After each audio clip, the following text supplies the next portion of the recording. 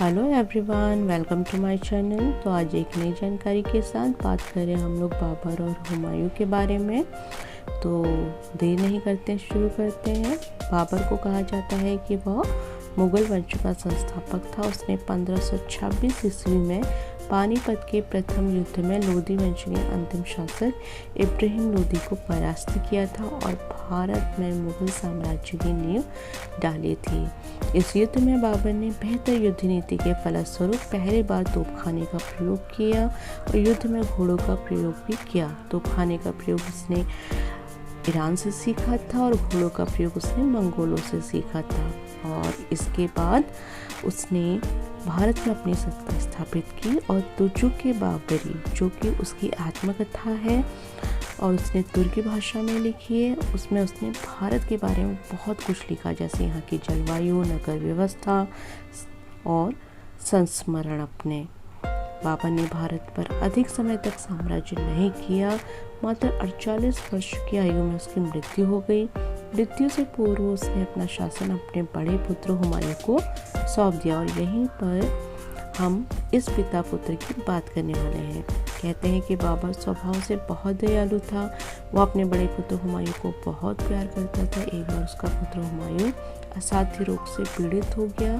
कई हकीम और राजवैद्यों ने उसका इलाज करके उसको ठीक करने की बहुत कोशिश की, परंतु लगातार इलाज करने के बाद भी उसकी हालत में सुधार नहीं हुआ और दिन प्रतिदिन उसकी हालत बिगड़ती चली गई। वह मरणासन स्थिति में पहुंच गया। बाबर से सहन नहीं हो पा रहा था। वो हुमायूं की इस बिगड़ती जा रही हालत का कारण समझ ही नहीं पा रहा था और दिन रात सोच में डूबा रहता कि इसका क्या इलाज हो सकता है।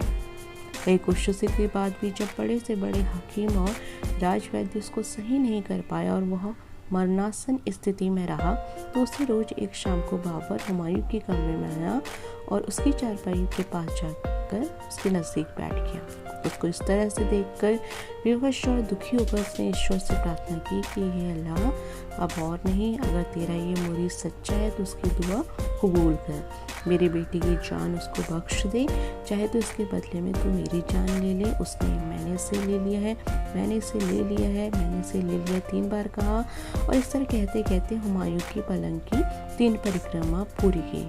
इसके बाद से हुमायूं ठीक होने लगा, उसकी हालत में सुधार होने लगा, परंतु बाबर की हालत बिगड़ती चली गई और कुछ समय बाद उसकी मृत्यु हो गई। तो ये कहानी थी हुमायूं व बाबर के पिता पुत्र के रिश्ते की मार्मिक कहानी। कैसी लगी बताइएगा ज़रूर और हाँ, मेरे चैनल को लाइक शेयर सब्सक्राइब करना मत भूलना। Till then, thank you, bye bye.